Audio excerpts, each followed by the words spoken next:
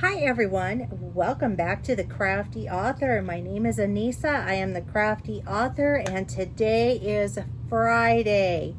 Yay, we finally made it to the end of the week. I have a new mic, so I hope that you all can hear me nice and loud and clear. Hopefully that takes care of some of the audio issues that I've been having. I also have a new phone, so the video quality should be much better as well. So I can't get much better than that. I'm just saying. So if you are still having issues hearing me, then I don't know what to say, because I have a mic, I've upgraded equipment, everything should be working really, really well at this point in time. Okay, so you might want to check on your end if you're still having technical difficulties that way. All right. Today, what we are going to be working on is the Christmas wall hanging / table topper that I showed you on Tuesday during the live. But this is it right here. Now this can be a table topper or a wall hanging, and this is just the rough draft that I have done of this. You can jazz it up however you want. Now, I am selling the kits for these. You get everything pictured right here. So you get the border, you get the main fabric, you get the appliques and everything. I'm going to show you how we put this together. And so we're going to just go ahead and get started right now. Oh, I wanted to let you know the kits are available right now in my Etsy store. There's limited quantities. But these table topper kits, wall hanging kits, are $17.99. Christmas in the Rockies is what I'd like to call this. I also wanted to show you what it'll look like when you get it. So this is how it will come packaged. There will be a picture of this on the front, so it'll look very, very cute. Everything you need to do this is in this bag right here. So free shipping in my store.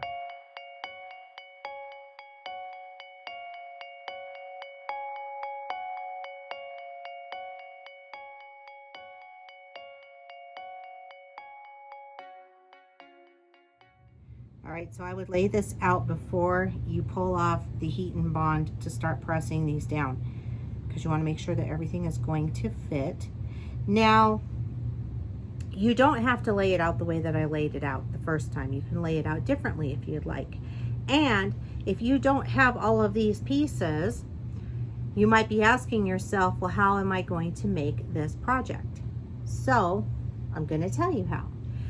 If you go onto the internet, you can go to google.com and you can actually get like images yourself. So like coloring images of trees or of a truck or of the bear and the moose and whatnot, and you can actually print those off and trace them onto fabric and then cut them out after you put some heat and bond on them, and then you can do the same thing by putting them down. So if you don't have this, or if the kits sell out, there's no need to panic. And it's actually a really fun way to do it. I've done it with an elephant wall hanging that I made years and years ago. So I think it's a lot of fun.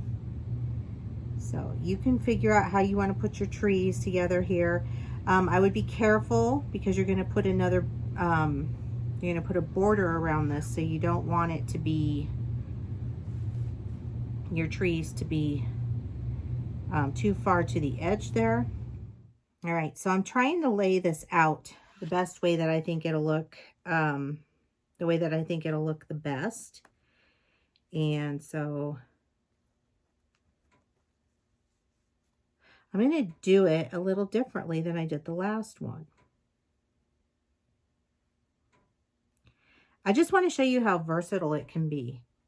And I did cut the tree stump at a diagonal right here so that it would fit in the back of my truck like that.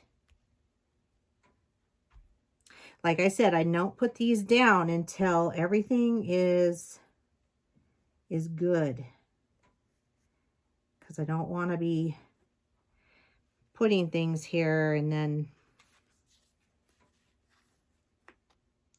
have them go into my seam allowance. Trying to see where the best place for this tree might be.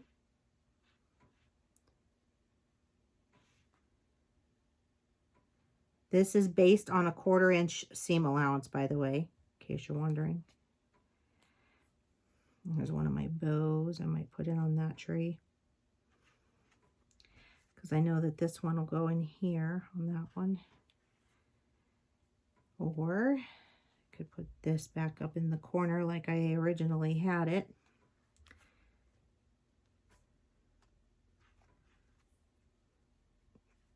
Or I can put it on top of the tree. So you see what I mean? It's just, it's kind of fun to just play with it. So we're going to just start putting these down now. So these have heat and bond on the back of them. Now, if you get some heat and bond and it doesn't adhere all the way, then just go hit it with another warm iron and it should be fine. It'll reactivate the adhesive. So I'm going to put my mousse right there.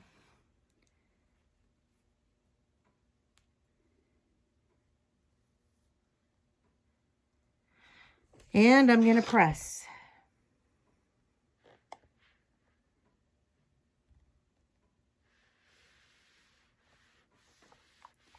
And I know you can see my hand. I do apologize. But that's on this one.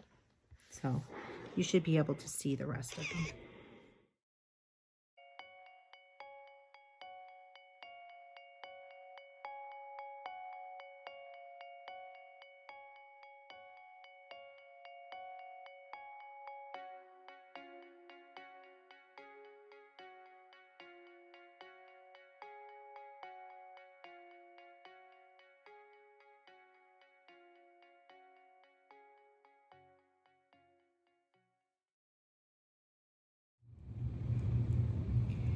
Okay, since this one comes with 2 bows, I'm gonna stick a bow right here on this tree. And now we're done.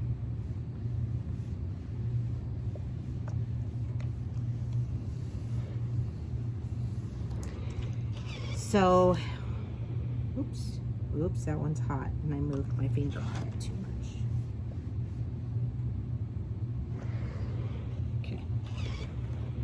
Gotta let that cool for a second. That's what we have. So it's a little bit different than this one.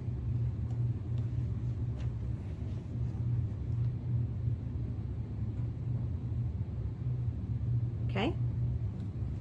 So now I'm going to add a border around this area. I'm going to add a 2.5 inch border. All right, so I dug into my stash and I went with some red border this time instead of the silver border. All right, so I have cut a piece of batting. I just laid my design on my batting and just cut around it. It's not perfect, it's a mess, it's whatever, it's fine. This is the piece that I'm going to use for my backing. I'm just using up fabric that I have. This is what this is a great project for that. So this will actually become a reversible table topper for me, because I could either use the cute side or I can use this side if I want to be less cutesy and more sophisticated. So what I'm going to do though first is I am going to go around all of these little individual items and I am going to zigzag stitch around them. I'm going to show you on a couple of them. I'm not going to do the whole thing. I don't want to bore you with that. But this is how I would do it. I think I'll start with my truck first just because it's a little bit easier. I am using a walking foot. You don't have to use a walking foot. You could use something totally different if you want to. All right, so I pulled up my bobbin thread from the bottom. I got my top thread ready to go, and now I am ready to start stitching. I do need to choose my zigzag stitch because I forgot to do that. You can use a blanket stitch, a satin stitch, a zigzag stitch, a decorative stitch. At this point, you could use whatever you want. And so I'm just going to use that one, I think. Yeah, that's good for me.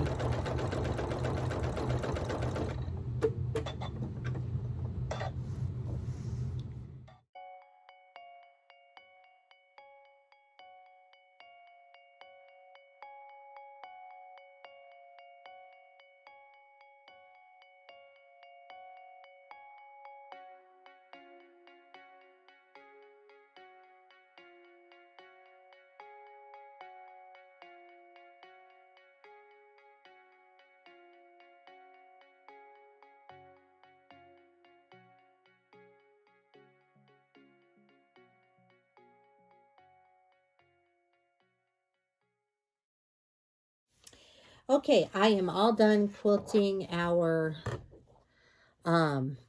little guys. I did a zigzag stitch around, as you can see. This is what it looks like on the back. Pretty cool. So what I will be doing next is I'm going to trim off this excess around my batting.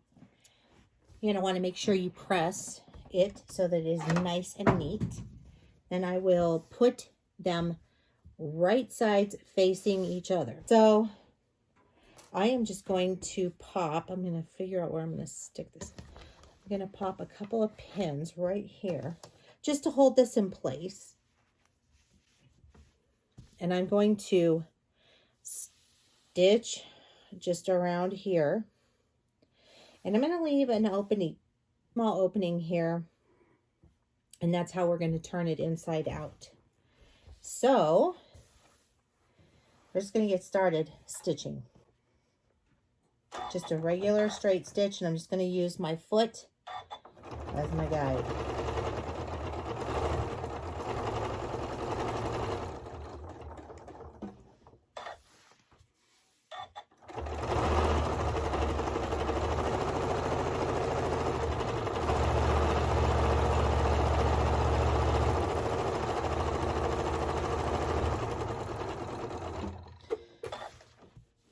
And normally when you would make like a table runner or whatever, you would do it with the binding around it, but sometimes it's just simple is best.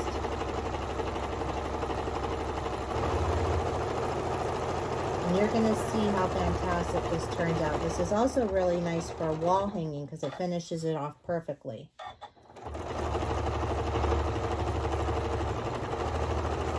But you would be putting on your little hanging sleeves and things like that. But since this is not a wall hanging for me, I am not going to be doing that. Not this time around. Okay, so we're getting close.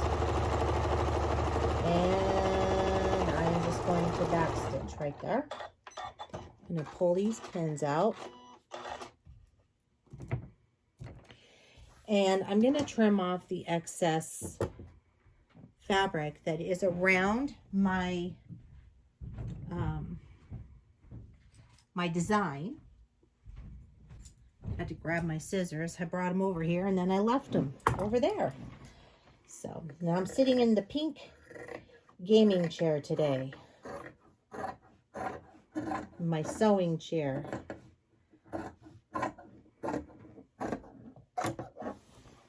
So you just want to give this a nice trim.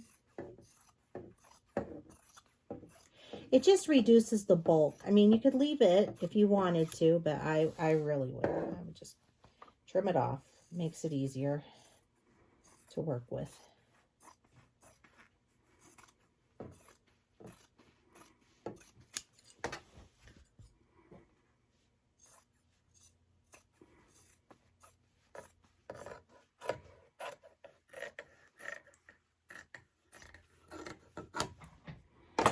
All right.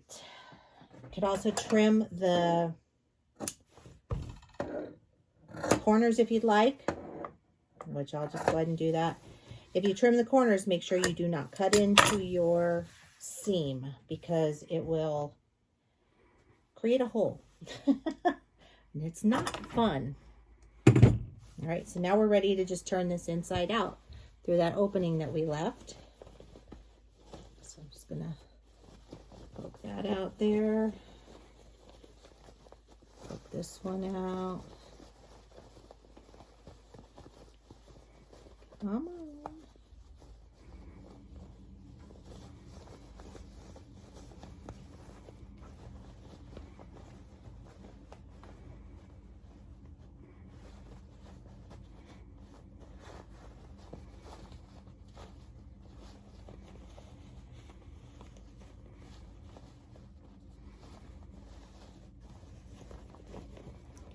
All right. Whew. Then I'm going to take my stick here, my trusty chopstick. You know how much I love this thing. I'm just going to use this to poke out my corners a little bit. Not too much. Don't want to press too hard. I did that on one of my masks that I was working on. And yeah, I poked a hole straight through it. What was even funnier than that was I had just gotten done telling my mom, because she was making masks as well, and I was like, whatever you do, don't do that. Don't poke too hard. And then I turned around and did it. Yeah. I didn't feel too smart after that. Oh, I tell you. All right. So now we have something that looks very much like this. And this is what it looks like on our back side. So now all that we have left is to close up this where we had our opening. And this should be very easy to close up. And we can do this. I have found an easy way to do this is by pulling like that, just giving it a nice little tug, and it all falls into place perfectly. So I like to put a clip like that on there just to hold that together. And then I am going to go around and I am going to do a top stitch very close to the edge to close this up. So we're going to do that right now. I cannot get comfortable in my chair.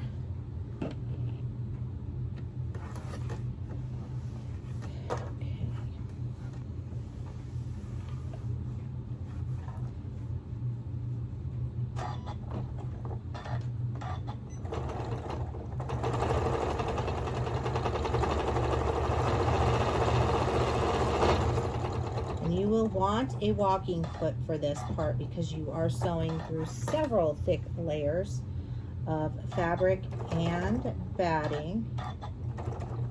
Don't be like me and try and take off real fast because you'll end up getting yourself stuck.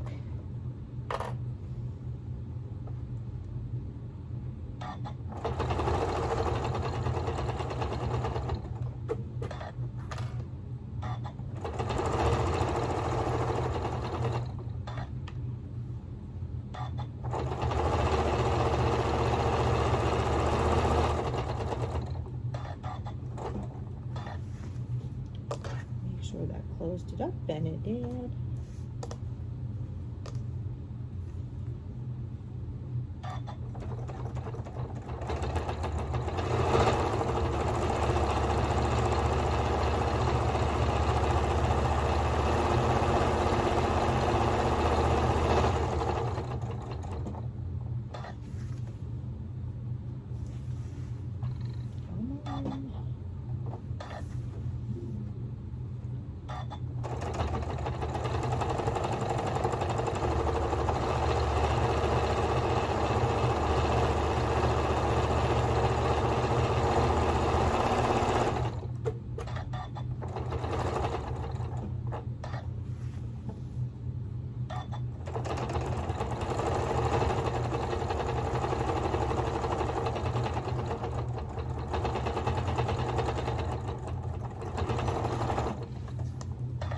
And now we're all done. And if you would like, you could actually go inside here and do like a stitch just to hold it together so that when you wash it, it doesn't move and get crinkly and all that. I think I will actually do that. So if you're interested in that, you just kind of do a ditch stitch, or I could do another zigzag stitch around here, but I'm not sure. What will I do? What will I do? You know, I think I'll do another zigzag stitch. Why not? Let's just try it and see what happens. Let's see what it looks like. Come on.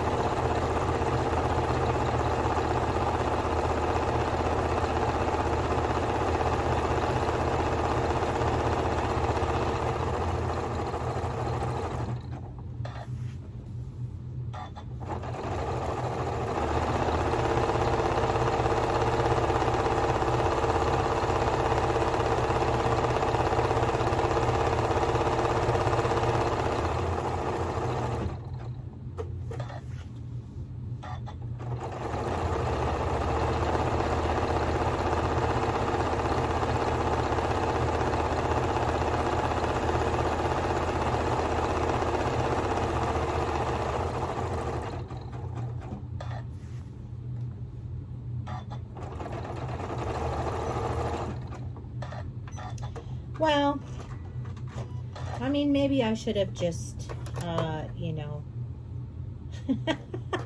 stitched in the ditch, but you know what? It's fine. It looks great. It's for Christmas. Nobody's really gonna nitpick, you know, my zigzag stitching there. Actually, it looks kind of cool. It looks better on camera than it did to me. So that's what we have that way. Now, I still have the other one that I need to finish up, which is this one. So there's two entirely different looks. So I'm going to go ahead and finish this one, and then we will talk about this at the end. All right, so I am now finished, and I am tired. It is hard to quilt two things in about an hour. So, but that tells you how easy it really is to do, because it literally took me probably about an hour to, light was in my eye, to go and quilt both of these. So they turned out really cute. I'm going to show you two different styles of these. Here's this one. This is the one we made together, that we flipped inside out, zigzagged all the little things in there. That's what it looks like on the back. Looks pretty cool. This one has the red border around it. And then there is this one that I free motion quilted on. I didn't do any zigzagging or anything. I just free motion quilted on top of all of the little items. And this is what the back looks like. See if you can get a close up of my stitching. I don't know if that's a good thing, if I should show you that. I'm not a perfect quilter. And then of course I used binding to put that one down.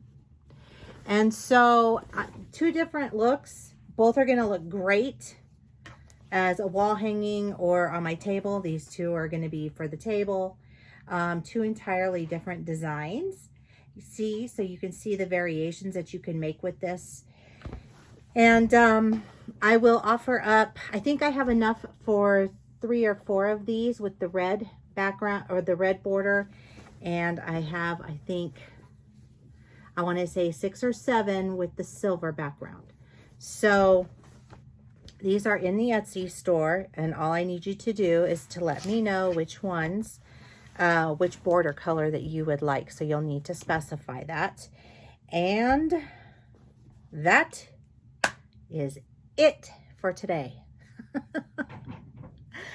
I am going to be doing a live wreath tutorial tomorrow in my Facebook private group, the Crafty Author.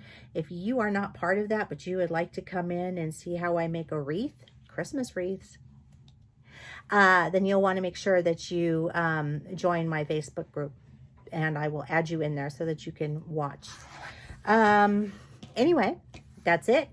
If you would like to follow me on social media, the links are down below in the description box. Don't forget to give this video a thumbs up. And feel free to share, because sharing is caring. Don't forget to click the little bell. You'll be subscribed and you'll get notified each and every time that I upload a new awesome video. And if you want the link to the Etsy shop, it is down below in the description box. But you can also go to craftyauthor.boutique.com and it'll take you right there. And that is it. Keep on crafting. I'll see you guys next time. Bye-bye.